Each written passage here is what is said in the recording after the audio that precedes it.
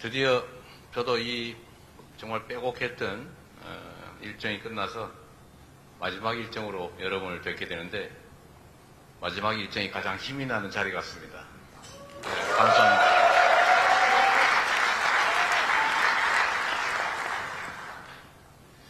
제가 3월 3일인가에 제가 필리핀에 도착했는데 어제인데 어제가 좀 특별한 날입니다.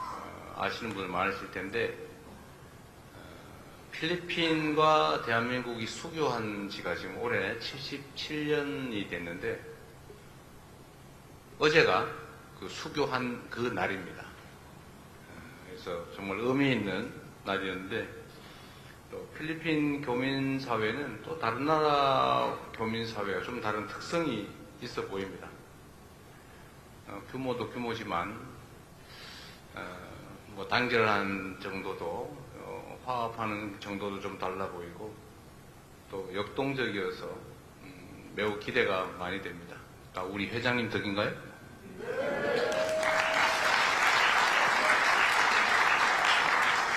제가 이제 해외에 순방을 하면 이제 대개 교민 간담회를 가능하면 좀 많은 분들을 모시고 하라고 지시를 해서 하고 있는데 꼭 끝나고 나면은 나는 왜 뺐냐, 누구는 왜 갔냐, 이러면서 그 원망이 저한테는 많이 쏟아집니다. 저는 이게 뭐 어쩔 수 없는 현상이기도 한데 또 한편으로 보면 안타까운, 아쉬운 현상이죠. 우리 이상화 대사님, 제가 교민들 많이 만나 뵙고 우리 교민들이 뭘 원하는지, 교민들이 처한 상황이 어떤지 많이 파악해보라고 지시해놨는데 잘하고 계신 거예요?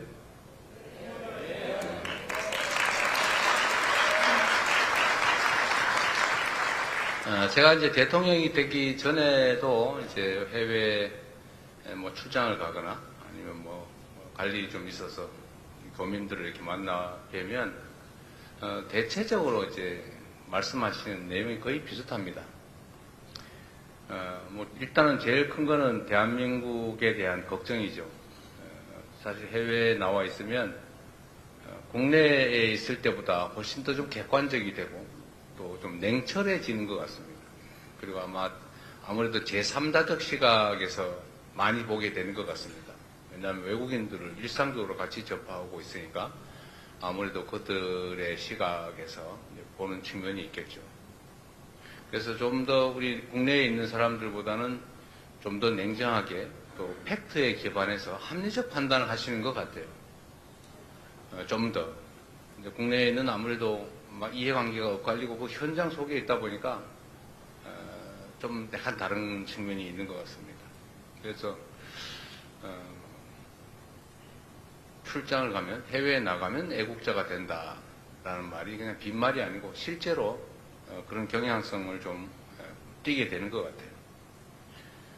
또 한 가지는 국가가 우리 재외 교민들, 동포들에게 너무 무심한 것 같다.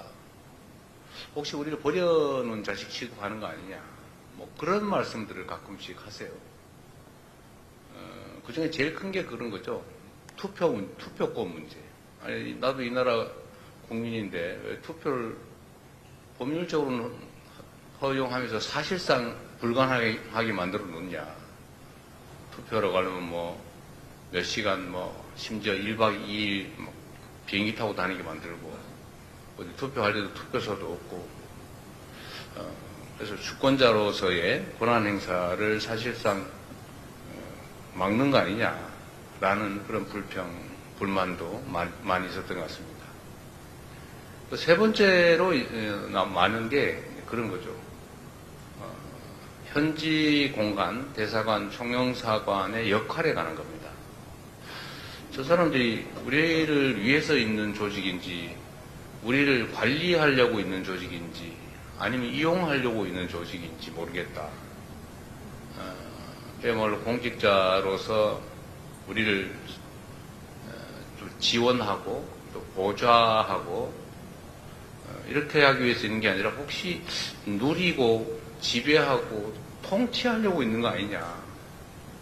이런 불만들도 있는 거죠. 대한민국 공직사회가 이제 그런 때도 있었죠. 공직사회 전체가 마치 공직자가 되면은 벼슬을 얻어서 이제는 나도 떵떵거리면서 큰 소리 치고 높은 자리에서 이렇게 내려다보면서 살게 됐다. 내가 특별한 존재가 됐다. 이렇게 생각하는 시절도 있었죠. 그런 뭐 잔재가 남아있는지 모르겠지만, 해외 현지 공간들이 우리 교민 동포들에 대해서 존중하기보다는 지배하려고 하는 거 아니냐라는 의구심도 꽤 많았던 것 같습니다. 그런데 이번 정부는 이제 명색이 국민주권정부라고 자칭 타칭하고 있지 않습니까? 나라의 주민은 국민이고 국민이 맡긴 권한과 국민이 낸 세금으로 더 나은 국민과 더 나은 나라를 위해서 봉사할, 서두할 사람들로 공직자가 있는 것이다. 그 공직자의 최고 우두머리가 높은 사람이 아니고 우두머리가 곧 대통령이다. 여러분도 그렇게 생각하시게 됐죠? 대답을 안 하고 보니까 날 지배자로 얘기해 주는 겁니까?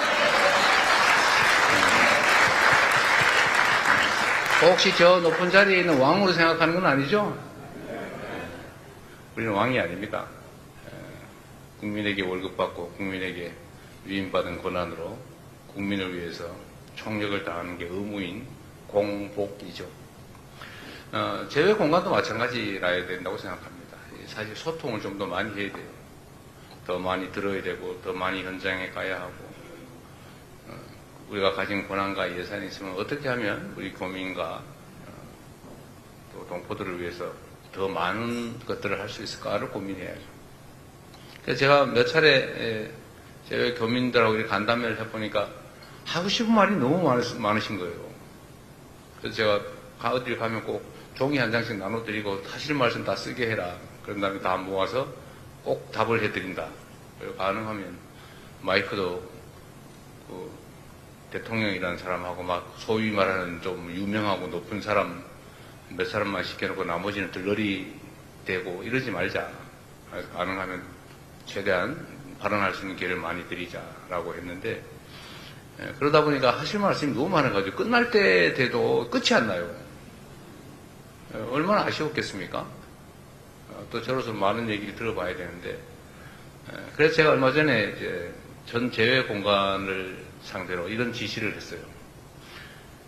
뭐 영사관, 총영사관, 대사관 할 것도 없이 모든 제외 공간장들은 해당 관할의 제외 동포, 제외 국민들과 대대적으로 대화하고 또 간담회도 하고 뭐 개인적이든 집단적으로든지 현장에 많이 가서 많은 얘기를 들어서 대체 뭐가 필요하냐, 부족한 게 뭐고 개선할 거는 뭐고 또 공간과 대한민국 국가 공국에 원하는 건 대체 뭐냐, 이걸 다 좀 조사를 해보라고 했어요.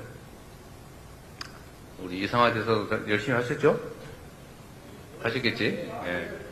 그래서 그런데 제가 약간 이제 의구심이 생기는 건 전 세계 공간에서 얘기를 들어봤다는데 1,400몇 건밖에 안 된다고 그래서 그럴 리가 없는데 한 번 2차로 한 번 더 해야 될 것 같아요. 그러나 꼭 이런 지시가 아니더라도 제외 공간들은 이제 우리 동포와 제외 국민들께서 뭘 원하시는지 일상적으로 좀 파악도 하고 또 필요한 지원 활동도 하고 특히 그 중에 소통이 잘 안 되니까 편을 갈라가지고 너무 많이 싸워요. 솔직히 뭐 그렇게 다툴 거리도 없잖아요. 그런데 힘드니까 말할 데가 없으니까 그래서 자꾸 갈등이 생깁니다. 그래서 이럴 때는 갈등이 생길 때는 해결하는 방법은 주먹으로 멱살 잡고 해결하는 게 아니고 모여서 얘기를 하면 돼요. 대체 뭐가 불만이야? 뭐가 문제야? 얘기해보고 합리적인 거 서로 받아들이고 또 오해 이런 것도 서로 풀고 그리고 진짜 다 정리해봤더니 똑같은 객관적 사실에 대해서 의견이 다른 경우가 많아요. 그거 어떡하겠어요? 그건 서로 양보해보고 타협해보고 안 되면 그거야 뭐 정말로 이해관계가 충돌하면 권한을 가진 사람이 정리해주면 되는 거고 또 우리가 같이 사는 세상인데 어떻게 다 똑같겠어요? 너는 그렇게 생각하는구나. 나는 이렇게 생각해. 라고 하고 서로 인정하고 그러고 난 다음에 그 전제에서 과도한 오해, 적대감 이런 걸 없애면 서로 같이 어우러져 잘 살 수 있지 않습니까? 특히 재외 교민들은 외롭고 힘들지 않습니까? 뭐 아닐지도 혹시 모르겠는데 대체적으로 외롭죠. 또 먼 타양 타국에 오고 나면 또 조금만 문제가 생겨도 서럽지요. 서로 의지하고 협조하고 그럴 필요가 좀 있습니다. 앞으로도 우리 대한민국 본국은 물론이고 재외 공관장과 직원 여러분들이 한 번 더 만나고 한 번 더 얘기 듣고 한 번 더 배려하고 한 번 더 생각하면서 우리 힘들고 어려운 재외 국민들을 잘 지원하고 보좌해 주시길 바랍니다. 필리핀은 보니까 예를 들면 교민들이 많이 늘었다 10만 명도 훨씬 넘다가 지금 뭐 한 3만 명 떨어졌다가 요새 한 5만 명으로 다시 복구하는 중이라고 하대요. 상당히 많은 편이죠. 많은 편이고 또 필리핀은 역동적인 나라 같습니다. 경제 성장률도 상당히 높고 마르코스 대통령을 포함한 이 정부 당국자들도 어쨌든 국가 발전을 위해서 많이 애쓰는 것 같아요. 또 외자 도입도 많이 하려고 하고 교육이나 투자도 좀 늘려보려고 애쓰는 게 눈에 보입니다. 대한민국도 뭐 여러분 아시다시피 유상 지원 사업 그 외에도 교육과 투자가 상당히 많고 특히 뭐 군사 분야 협력도 많이 하고 있는 각별한 나라입니다. 그런데 아마 여러분들이 겪는 어려움 중에 하나가 아마 치안 문제인 것 같아요. 한국 사람이 현금을 많이 가지고 있다는 소문이 나서 그런가 좀 그런 게 있죠. 우리나라 사람들이 현금을 좀 이렇게 가지고 있기를 좋아하는 경향이 있어요. 그걸 알아서 그런지 강도 피해가 많다고 합니다. 강도, 살인, 그리고 최근에 이제 마약 뭐 이런 것도 문제가 좀 되고 있어서 대한민국도 재외 국민들의 범죄 피해에 대해서 많은 관심을 가지고 있어요. 해외로부터의 범죄, 그러니까 국내 내국인들 상대로 한 무슨 뭐 스캐미니 무슨 뭐 요새 이상한 거 말아요. 애인 가장 해가지고 돈 뜯고 무슨 뭐 이런 거 워낙 많이 있는데 저희가 이제 특별 팀을 구성해가지고 또 캄보디아나 뭐 이런 라오스나 뭐 이런 동남아 국가에 그게 좀 많이 있는 편인데 뭐 필리핀도 좀 있는 것 같아요. 그래서 경찰 분야에 대한 협력 사업을 많이 해서 대한민국 사람을 건들면 패가 망신한다. 제가 이렇게 공언을 하고 또 실제 현재 언론에도 그런 얘기 많이 좀 퍼뜨리고 또 내국인을 상대로 한 범죄 행위에 대해서 우리가 좀 과하다 싶을 정도로 많은 인력, 예산, 자원을 투자하고 있습니다. 그래서 지금은 소위 내국인을 상대로 한 스캔 범죄, 보이스피싱 이런 게 통계적으로 피해액은 22% 계속 늘어나고 있었는데 피해액은 22%가 줄어들었고 이제 꺾였어요. 대한민국 부동산 값 꺾이듯이 꺾이고 막 올라가다 꺾이고 있어요.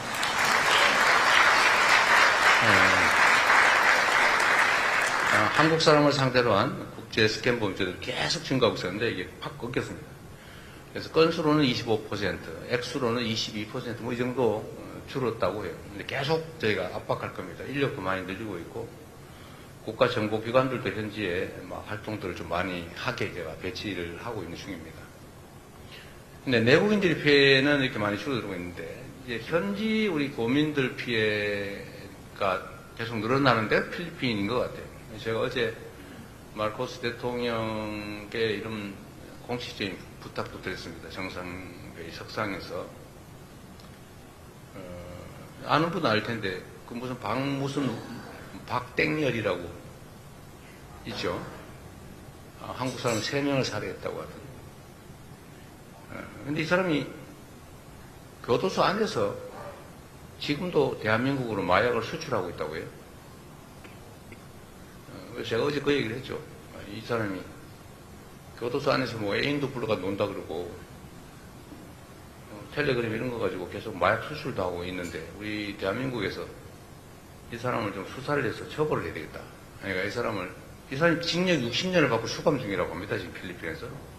그래서 그 사람을 좀 임시로 좀 한국에 보내달라고 임시 인도를 해달라고 요청해서 뭐 빠른 시간 내에 적극적으로 검토해서 시행해 보겠다고 얘기는 하셨어요.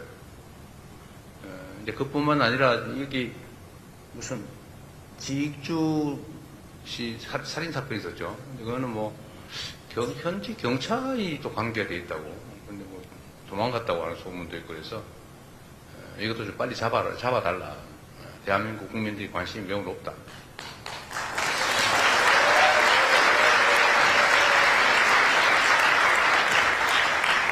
어제 그렇게 말씀을 드렸고 최선을 다하겠다고 말씀을 주셨어요.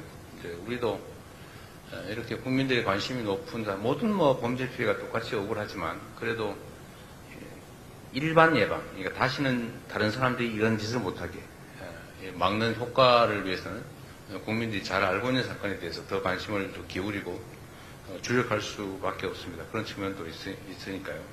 그래서 이 지익주 씨 살해 사건 주범도 필리핀 당국이 좀 더 역량을 기울여서 잡아보겠다고 했고, 우리 대한민국도 사실 특별한 역량을 좀 투입해서라도 좀 잡아볼까, 체포하는데 총력을 다해볼 생각입니다.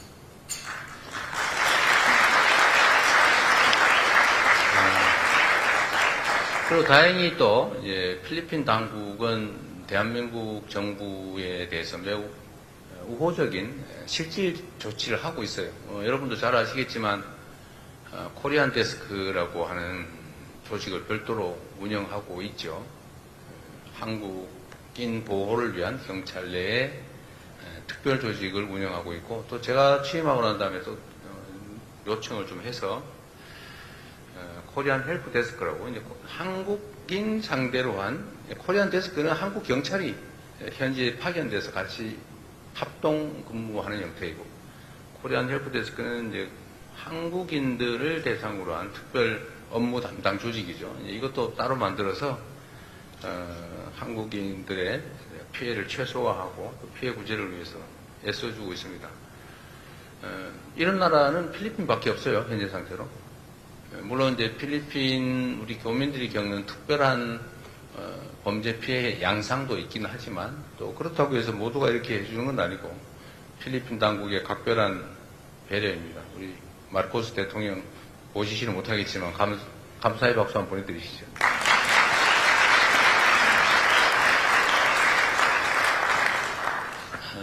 우리 대한민국 국민들은 참으로 위대한 국민들입니다. 여러분을 포함해서.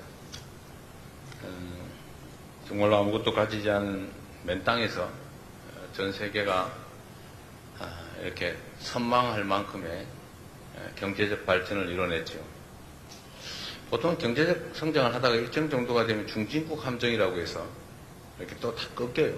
그 대개 뭐 군사 독재니 무슨 부터 정치 체제가 이상하게 꼬여가지고 다시 또 쓰러지는 경우가 대부분인데, 대한민국은 그 함정을 벗어나서 민주주의까지 세계가 부러워할 만큼의 정말 선진적인 민주주의 체제도 갖췄습니다. 식민지에서 해방된 여러 나라들이 있는데, 그 식민지에서 해방된 나라 중에서 이렇게 경제 발전, 산업화, 그리고 민주주의 발전, 이 민주화를 동시에 이룬 나라는 대한민국이 유일합니다. 그리고 그 발전 속도도 타의 추종을 불허할 만큼 엄청나게 빨랐죠. 이제 앞으로 계속 이 길을 확장적으로 나아갈 것이냐, 아니면 또 무슨 일 생겨가지고 이렇게 다시 꼬꾸라져가지고 옛날로 되돌아갈 것이냐, 그건 우리의 선택에 달려 있습니다.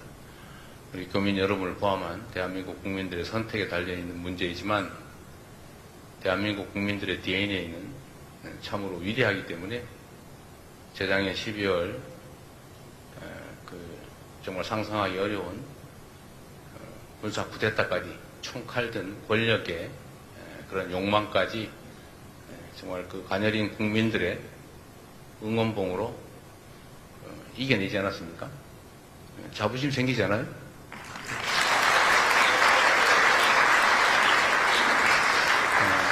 그리고 제가 이제 꽤 상당 기간을 정치와 경제에 대해서 고민을 하면서 저 나름대로 이르는 결론은 이런 겁니다. 사실 정치에서 가장 중요한 건 국민들의 더 나은 삶이죠. 안전하게, 평화롭게, 배부르게 또 희망적으로 살아가고 싶은 게 사람이고 또 그렇게 만드는 게 정치라고 생각합니다. 이 성장과 발전이 중요한데 이 전 세계적인 국제적 경쟁이 벌어지는 세상에서는 이 성장과 발전의 핵심 토양이 바로 민주주의라는 생각이 들어요. 모든 개인들에게 기회를 공평하게 주고 개인을 존중하고 또 인권과 자유를 존엄 인권과 자유를 귀히 여기고 존중하고 이런 민주주의적 가치가 결국은 아주 합리적인 사회, 예측 가능한 공정한 사회, 그야말로 모두가 자신이 가진 역량을 최대한 발휘할 수 있는 자본주의 시장경제 시스템이 너무 잘 맞는 것 같아요. 그래서 대한민국의 민주주의 발전이 결국은 대한민국의 경제적 발전을 저는 담보할 것이다. 또 역시 또 다른 면으로 보면 경제적 성장 발전이 민주주의 발전의 토대가 될 것이다. 이 두 가지가 상호 시너지를 내게 될 것이다. 이렇게 할 수 있는 나라는 결국 저는 전 세계에서 봤을 때 현재 상태로는 대한민국이 거의 유일하다. 이렇게 생각합니다. 자신감을 가지고 지금 잠깐의 어려운 상황들이 벌어지고 있지만 이겨내고 더 나은 세상으로, 희망 있는 세상으로, 아이도 막 한 30씩, 5씩 낳고 싶은 그런 세상으로 우리 함께 나아갑시다. 감사합니다.